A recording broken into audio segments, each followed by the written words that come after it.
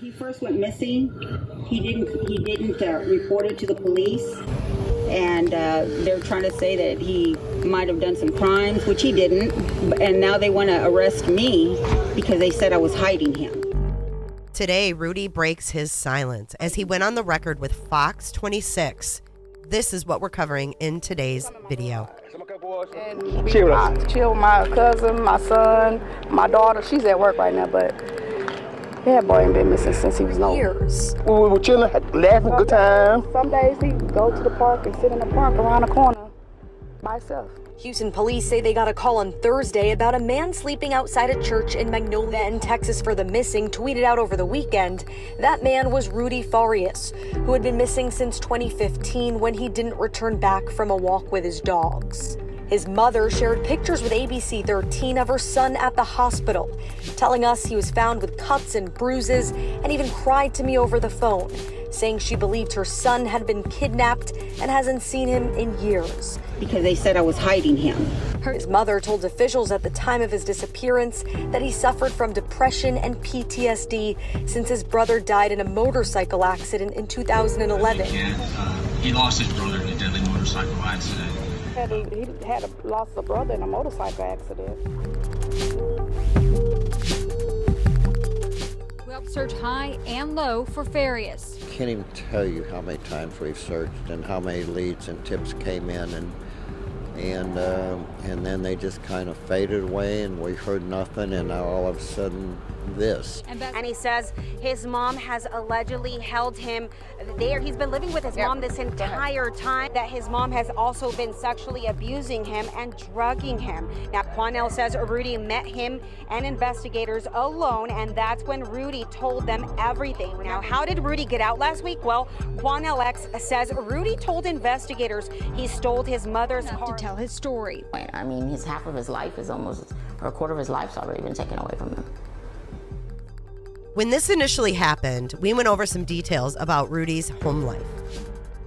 We're going to do a quick recap, and then we're going to get into his interview with Fox 26. Rudy vanished in early March 2015 when a missing persons report described him as, quote, suffering from depression, PTSD, and anxiety. Now 25 years old, Rudy was found outside a local church last week wearing his late brother Charles's necklace. Police later revealed he safely returned home just one day after his 2015 disappearance, but his mother hid him, and the pair lied to police about their identities. Looking back into Rudy's life, his father was a Houston Police Department traffic enforcement officer. And in 2014, just hours after he was stripped of his badge for writing bogus traffic tickets, he took his own life. He was identified by the Houston Police Department the following day in a parking garage behind the department's jail near downtown Houston. Back up to 2011, Rudy suffered a tremendous loss, the loss of his brother, who was killed in a motorcycle accident. Then we have Quanell X, who got involved because the mother allegedly called him and asked him to come to a hotel where she and Rudy were meeting with investigators. Quanell X had some shocking revelations after leaving that hotel. And we're going to revisit that as we get into today's video. Fox 26 Houston blurred out Rudy, so I am just going to be using the audio portion of their interview. You were missing for 8 years. Where were you? Where have you been? Just at home. Just stuck at home, if somebody would come over, my mom would just tell me stay in the room, keep the door locked, don't let them in, don't make any sounds, don't do anything, Tell us about what it was like living there. Were you allowed to leave the room? Was she holding you there against your will? She never, locked me in or, handcuffed me or anything like that. I had free will to leave. It just felt like brainwashing, honestly. It just kept confusing me, just the way, she would manipulate me into saying, oh, you're going to get arrested because you have a speeding ticket or something, something minor, something innocent, and then it would just kind of escalate into just people sorry. You're good. Which is, take your time. Yeah, it just escalated from there, from, just wanting to get away from home, just be free, live my own life, arguing all the time, and then we eventually just went into just she locked me in there pretty much mentally. Just that she was my only parent. She was the only person I really had besides my brother. So when I lost my brother, I didn't have anybody to teach me how to live, how to have confidence or trust in myself or anything, So I just depended on my mom all my life. What had you been doing for those 8 years? Just trying to study the best I can online, understand how the world works, understand different cultures, different religions, different everything. Because my life, I just believe that we should stop putting labels on everything and just understand the communities and the prosperity and the growth and the positivity, because there's just too much fighting, there's too much anger, there's too much depression and mental health problems in the world. And we just need to spread more positivity, because all of it, everything around us, it's an algorithm that they control through the social media and through the colors and just everything. Like if you see something white, like a white wall or a white pillowcase or a white car driving around the place, you'll just understand that, like, you're just trying to have a positive thought, and then you'll look at something white and get sidetracked, and you'll get distracted about stuff and things, and then you'll find stuff like a pink wall or something, or pink whatever, and then be reminded of somebody trying to help you, prosperity, just somebody loving people. And red, people confuse that for anger or hate, and it's only anger or hate, these type of things, if you look at it. I thought the references to colors was really bizarre. I'm no psychologist, but it sounds to me like maybe Rudy, since he's been confined for so long, that he's almost associating colors with emotions, but he seems to be pretty out of touch. Police said a lot of times that you were 17 when this happened and you're an adult. You spoke a little bit about this, about some of the family trauma you've had growing up. Talk about the fact that although you're an adult, how difficult it was for you to be in this situation and maybe not be able to get out of. It felt like Stockholm Syndrome, honestly. Like, just held against my will mentally, not physically, just constantly, like, she was bombarding me with negative thoughts. And, like, every time I come around her, she just makes me... It's like little triggers just pop up, and it's like if I'm trying to get away from my mom, I'll hear a random noise, and it'll be like a little reminder in my head, like, don't do that, don't say this, or just little things. Like, she's putting ideas or thoughts into my head whenever I'm just trying to just understand the world. Do you think your mom took advantage of you? Heavily. What was interesting about this answer when he says heavily, he also says that same thing when he's asked if he views himself as a victim. How does that feel? I mean, I can't imagine. You said your mom's really the only person in your family you have. How was that you felt your own mom took advantage? It's like I lived in prison. It's like I lived in jail my whole life. I just wanted to be free. I wanted to have my own job. I just wanted to live my life. I just wanted to just love somebody, have somebody else that would actually love me, because I wasn't sure what love was. I struggled understanding my emotions. I don't know when I'm sad and that I'm sending out negative energy. I don't understand when I'm happy and sending out positive energy. The only way I was understanding how to communicate with people was online, and even then, you can't trust everything you see online, because half the time people are just making their own assumptions and spinning what they want, and I can't ever speak my truth because everybody wants to assume things. Can you go into the brainwashing? What would she say to you? Would she say something would happen if you were to leave her home? It wasn't that. It's just... After I left, I started to understand that all of it's just an algorithm. So this part of it makes me think that he wanted to leave when he did run away in 2015. But I'm not sure what he means about he came to the realization that everything's just an algorithm. If you guys know what he might mean by this, or if you have any thoughts, leave it in the comments, please.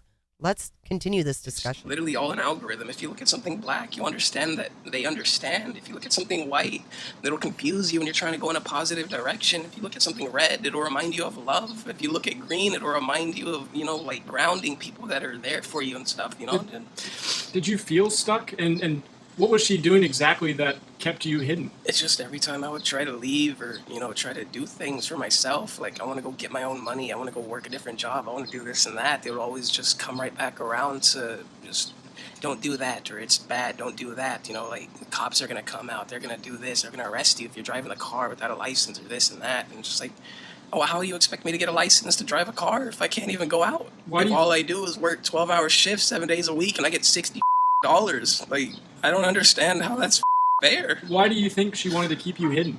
I don't know. It all started just because I had a speeding ticket. I went like 70 and 55 trying to go to work. And then when that all started, it's just like I wasn't able to have a life. I was starting to start working and growing and, provide for myself. And then after that happened, I couldn't do it. I think the question everyone has is why your mom would lie and say that you've been missing for 8 years.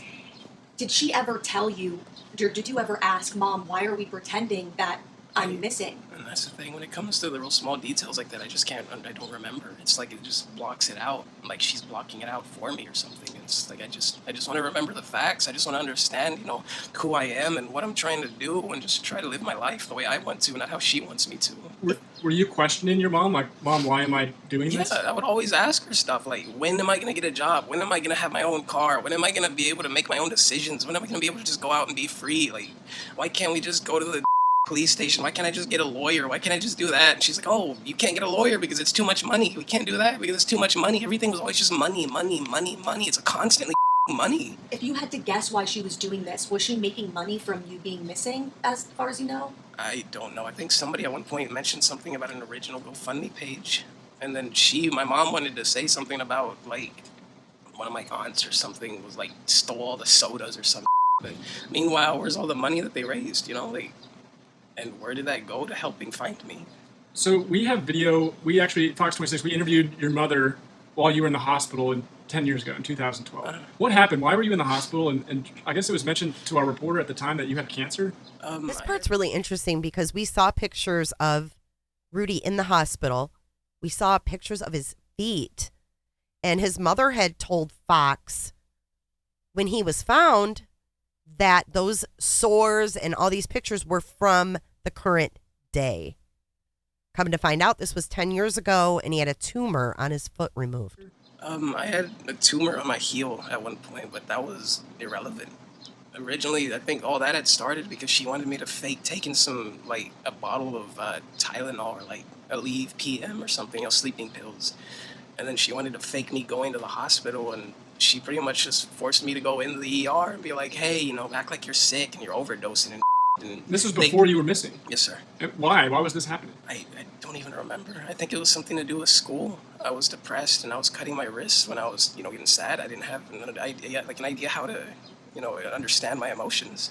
It was after my brother passed away. I didn't know how to deal with pain and depression, so I would just literally just rip a Coke can open and just run it on my wrist like a cheese grater just to feel something. Your brother was a big part of your life, the one who passed away. Talk to us about that, and was that a major part in this, how you were feeling with depending on your mom? Yes, ma'am. He would take care of me. He would take me to and from school. He would pick me up. He would get me McDonald's. He just say little jokes on me and stuff. And after he had passed away, I just wasn't able to, love myself or anything anymore. I wasn't able to have somebody like a father figure. He was my brother, but I never had a dad. I only had stepdads. I didn't know how to grow up. I didn't know what I was doing as I was growing up. I didn't understand how to take care of myself, how to wash myself, how to make doctor's appointments, how to do anything, because I never had a chance. What would you have to say to police that say, well, he was an adult? What do you mean? It seems like... This part makes it seem like he really doesn't understand what was going on and why the police weren't really looking for him as if he was a minor. It seems like in this case, you didn't have the support there that you needed, and police seem so focused on your age that you were 17, which is an adult in Texas. But can you talk about the fact that, yes, you were an adult, but the mindset that you've been in? Yeah, it was just like a constant brainwashing, like the Stockholm type of syndrome, where it's just, you just fall in love with your captive and just want to take care of them, do this and that, it would just constantly just be me trying to help and just take care of my mom, do whatever she needs because I cared about her and she's the only person I had. Did your mom, over this last 8 years, did she say anything or like, is there anything that sticks out in your mind that bothers you or that you remember conversations with her that just... I don't know, I used to have to sleep in her bed sometimes. I don't remember why, just like next to her. It wouldn't be anything sexual or anything like that. I wouldn't lie about that because there's plenty of people that need honest truths when it comes to those things. That just muddies the water to lie about those type of things. That's where I said the media, they like to twist my words and confuse things. I never said anything bad about her in that regard, but just boundaries she would push or make me uncomfortable when I would say stop, and she'd be like, well, why?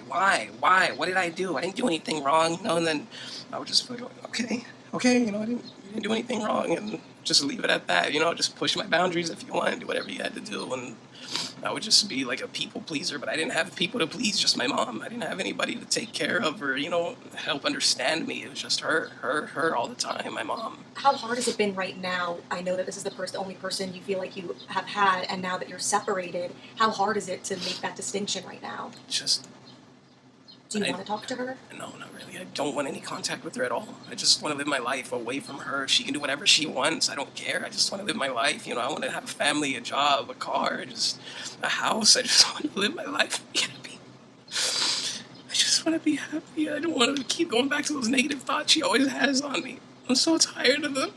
I'm so tired of those thoughts. Just constant negativity around that house, and I hate it. Seems like every time she comes around me, it just fuels negativity into me, like she's just downloading it into my brain over and over, and I don't like it. Did she make you, were there ever times where police would come to your house to check on you, that you recall? I think at one point. Did you have interaction with the police, or did your mom make you hide? Like, how were you able to get away? I know police mentioned some fake names. Did you actually speak to the police ever? Like once or twice, maybe once when I was driving my mom's car and they pulled us over because, she wasn't feeling good. She had took some pain medicine after a surgery and, she was struggling to drive. So I was like, just get in the passenger seat. I'll take you home. It's not too far, And, yeah, they pulled me over for something like that, but I don't remember what name I gave them. It's just, she told me, just say something else, say a different name because they don't, they're going to arrest you. I'm just like, why can't I just tell them my name, What was it like? 8 years without seeing some of your closest family members. And every time they'd come over, what would you have to do? Hide. If my uncles or my aunts came to visit my mom, or my family would come to visit my grandma, that's the main reason they would go over there to see my grandma. And I would just have to listen to my family be happy and cheerful on the other side of a door, and I'm just like, I want my families, I just want people, I just want communication. I just want people to understand that we need to start talking more and just stop, Did you want to just end it right there and go out and tell them that you're here and you're okay? I just want them to know that I wanted to scream for them, but at the same time, I just couldn't because the only person I was able to trust was my mom. She told me so many things about my other family that I didn't know. I wasn't able to verify. Was your grandma living with you at one point? Yes, ma'am. And you had... So the grandma that was telling all the family members, hey, I saw Rudy. She had dementia. And here Rudy says that he was the one caring for her, that she was living in their house. And she tried to tell people that you were there? Yes, ma'am. She was she sick? She had Alzheimer's and dementia, sundown syndrome. She had a bunch of medical issues, and that's why I took care of her the best I could. And did she ever say to you anything about Rudy, go out, tell police, did she ever say anything to you? Because it seems like she tried to tell family members that you were there. Yeah, I think she tried telling people, but it's just my mom I don't know. I'm honestly not sure about that one. Do you feel like your mom held you captive? Is that how you would... Pretty much. In a sense, just not in a physical, restraints or anything, but mentally she held me against my will, which is, I wanted to just come out and say stuff and be honest, and every time I would try to, she would just either be, no, don't do it, or, all right, go do it. Why do you think she did that? I don't know. It's because maybe a lot of both of our problems stemmed from my brother passing away. My brother had passed away, and ever since then, he was like our glue. He was like the father figure, he's a provider. He took care of the family, me and my mom. And then when I couldn't take care of my mom anymore, I had to take my grandma. And it was difficult, especially at the end. Did you see your mom change her personality over the years? She was always kind of had that mentality, try to talk to her about something positive and then, or address her issues. And then my mom would just deviate, sidetrack, or completely ignore it. Especially stuff like mental health. This is your chance, finally. We've heard from family members. We've heard from police. It's finally your chance to tell your story. Is there anything that you want people to know about what happened to you? I wanted to live my life, and just something inside of my brain kept going back to her, she was my life support in a sense, I needed her. Or at least she made me feel that way, She never gave me the confidence or the guidance or the teaching that I needed, She never gave me anything other than just the bare necessities and a job worth slaving over to help her pay bills and debts or whatever, or tickets and stuff, Without getting into specifics, I'm sure you've heard or seen what Quanell told the media last week. About what in particular? About things that he says that you told him in that hotel room last week. Specifically about some of the sexual things. See, that's what I'm saying. The twisting. No, I didn't say anything like intercourse or this and that. But Like, I don't necessarily think he didn't get into specifics like that either, but he did mention that your mom wanted you to play the role of husband in the house. yeah, pretty much. It basically felt like that. Like, make sure to cook, or, oh, you didn't make me any food, you didn't do this and that. It's just like, I just want to provide for myself. I don't want to keep providing for my mom. I just treat it like a roommate towards the end, like, I'm tired of being your son. I just want to be your roommate. I just want to live my life. Give me my check instead of $60 for 12-hour shifts 7 days a week at night, like, I just want to live. Now, Quanell X did not mention anything about Rudy's job. We just heard that he went to work with his mom. But we find out in this interview, he was working 12-hour shifts, 7 days a week, and says his mom was only giving him $60. Let's listen again to what Quanell said went on in that room. I heard horrific things from that young man. And that his mother purposely made it appear that he was nowhere to be found. Whenever the investigators would come, she would hide him in the house. Rudy, who X described was coherent, met with investigators for a couple of hours this afternoon. He was in the room, he wouldn't say nothing. He wouldn't say one word when she was in the room.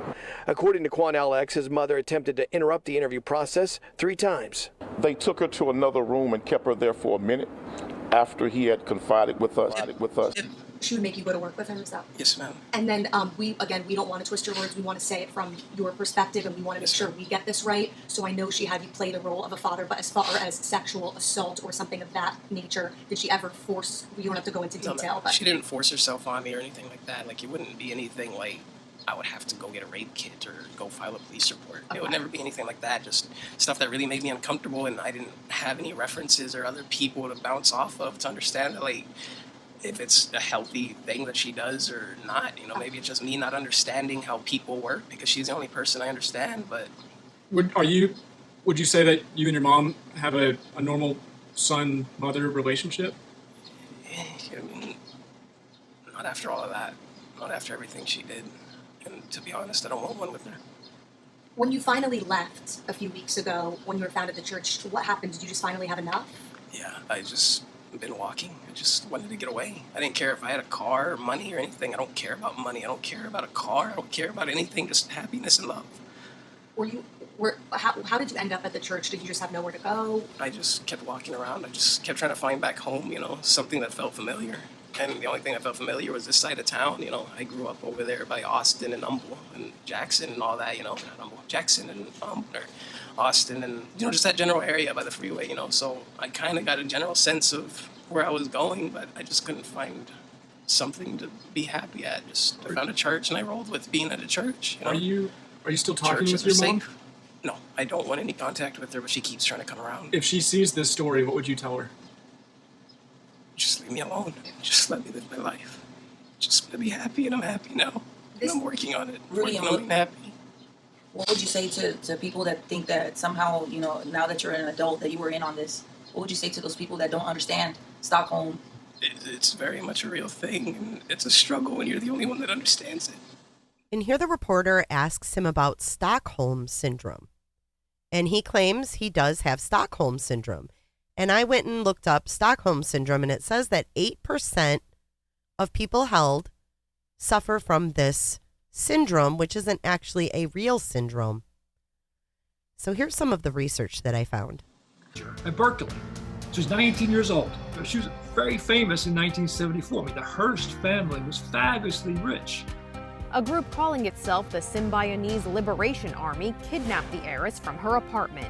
2 months later, she's filmed robbing a bank with her captors. And she's also sending messages out. She has a new name, Tanya. She's taken a new revolutionary name. And she's denouncing the establishment. She's denouncing the FBI, and she's joined them. She became associated also with the Stockholm Syndrome. Their argument at the trial was that she was under duress because she was taken captive. Was she the innocent young girl who was brainwashed? Not herself when she robbed the bank, which under American law would be sufficient grounds for acquittal? Or was she, Tanya, the willing revolutionary who is now trying to save her skin? Hearst was convicted of bank robbery and sentenced to 35 years in prison. President Carter commuted her sentence in 1979, and she was released after serving 22 months. So in that example, they're talking about Patty Hearst and how she suffered from Stockholm Syndrome by joining her captors. And now this is kind of a funny twist, but The Simpsons, yet The Simpsons again, bringing real life into cartoon land, did an episode about Stockholm Syndrome as well. You see on The Simpsons, there's a Simpson episode where they go to Brazil and Homer gets kidnapped. Where are you taking me? Shut up. And starts to get along with his captors. He's starting to create a scrapbook. So they start talking about the Stockholm Syndrome, and there's Looney Tunes. Daffy Duck gets this idea that Porky Pig is the suburban strangler that he's heard about in the news. Chubby, short, and bald, with a pig-like nose? If you see anyone matching this description, call 911. And so he's over at Porky's house, and he thinks he's been kidnapped, and he wonders at one point, he starts to like Porky, his friend. He's like, do I have Stockholm Syndrome? And I'm falling in love with my captor. Oh no, I've got Stockholm Syndrome. How are you feeling now? Is there relief? Yeah, very much. A lot of relief. It just feels like I'm just at peace now. It just feels happy, you know. And how have police been handling this, do you think? What have they been saying to you, and what's it been like? I mean, they're trying the best that they can and giving me space that they can, but it's a struggle still, you know. I'm just slowly trying to take it one day at a time, you know. It's just a lot it overwhelms me very much. Given everything that you've been through and with your mom, I mean, do you think there's something that police should know about? Just that there's a lot of corruption.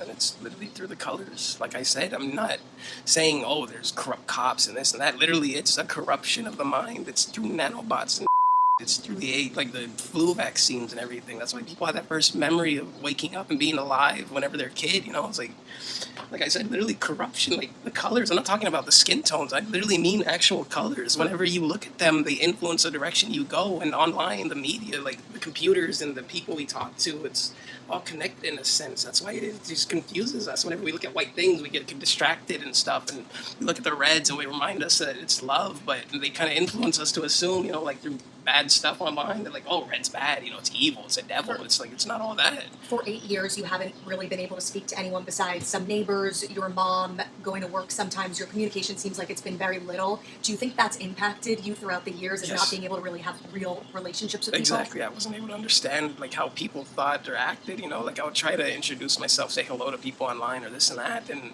every time it just seemed like, you know, just completely get shot down by people, and I'm just trying to make friends or socialize, and it's just like I don't understand how to talk to people sometimes, you know. It feels like I'm speaking a completely different language than them, and I just don't understand sometimes. Would you call yourself a victim? Yes, heavily. I'm almost done, personally. I don't know about you guys, but for the longest time, you've stayed hidden. You haven't been able to say who you are. Is it nice? I mean, you can say who you are now. You can be your own self and do your own life. Yes, sir. What are you hoping? Just a job, get my own money, and help out my communities, help out my people, and help out other kids like me. Because I don't want this to happen to other people, because I'm sure it happens to a lot of people. A lot of abuse and just neglect and just harmful ways of parenting that shouldn't be out there, you know? There's just so many negative ways that kids are just getting abused and they don't understand or realize that there's no help for them. Another question we have for you is, so it's totally up to you or not. At first, we weren't going to because of the sexual assault aspect, but we want to put the record straight that you said that part's not true. Yes, do you want to show your face or you don't want to show your face? I'm not a big fan of showing my face, especially with a lot of people already knowing what I look like. Okay. It just makes it even worse. I just want to make sure. Yes, ma'am. Don't worry, Rudy, we got you. Anything we didn't ask that you think is important that you want us to mention, because we were here to finally tell your story. Anything that we didn't ask that you want to make sure people know about? Just all I can say is just spread positivity and love. The people that you're with, you know, a lot of people are coming down hard on Nikki and the people they don't with. deserve it. They don't. They really don't. They helped me so much, and they've given me a place to stay and the family, in a sense. You know, it makes me happy. Yeah. It really does. I never had, you know, a lot of people to talk with or socialize with, and it just makes me happy knowing that I have people here that I can trust and that can take care of me and that understand that, you know, sometimes people struggle. So you consider yourself safe, out of harm, all that, right? Like you're with. Yes, ma'am. Okay. I'm happy here. I'm very happy here, and they're very good people. They don't deserve any negativity towards them or hatred. They should have a lot of help and support and guidance and just prayers and positivity. Just everything that anybody would need to be happy in life. You know. And your mom, when she comes by, do you feel like you are being like kept away from her when she comes and stops by or tries to talk to you? I just don't want her here because I know the way she acts, it influences everybody around me. It's not just me. It's like she sends that negativity towards me, and then I send it back out towards everybody else, and I don't want that. Yeah. I know Grizzy was mentioning that you might have had like someone from your high school reach out, and you've had a lot of attention from this a girl. Yeah. You got some classmates, man. When you were going to Catholic school, you got some classmates reaching out, which I told you about. Any messages to all the people that know you from before all this went down, that love you, that say they're here for you? Just thank you very much for reaching out, and when I'm ready, I'll be able to reach out to the people I care about and love. And Are you surprised by all this attention? I mean, it's been on the news across the world. I wasn't expecting that much attention, to be honest. I didn't realize that it was happening so big, just growing so much. Are you going to I know police mentioned that there were some resources. Are you plans to talk to anybody that they put you in touch with? At some point. It's just right now, I just rather do it by myself, just try to learn to understand how to live and be a normal person, Have you gotten and be nice. Have you gotten an attorney? I don't know. I don't think so. Lawyer? No? No, sir. Not that I'm aware of. And then, have you talked to Quanell since you saw him at the hotel? No. No, sir. You guys anything else? Anything else you want to add, Rudy? Just spread some positivity. So a lot of this information really contradicts what Quanell X said. And I have a hard time believing that Quanell X would come out and just say something just to say it, especially something so disgusting. What do you guys think? Let me know in the comment section what you think of this interview. Do you think that Rudy getting his own help is going to do any good? Because I don't. I think that Rudy needs professional help, and he needs it now. Again, let me know your thoughts in the comment section below. This is the craziest case of a missing person that I think I've heard to date. And if you like what you see, please click the like button and subscribe for more. See you guys in the next video.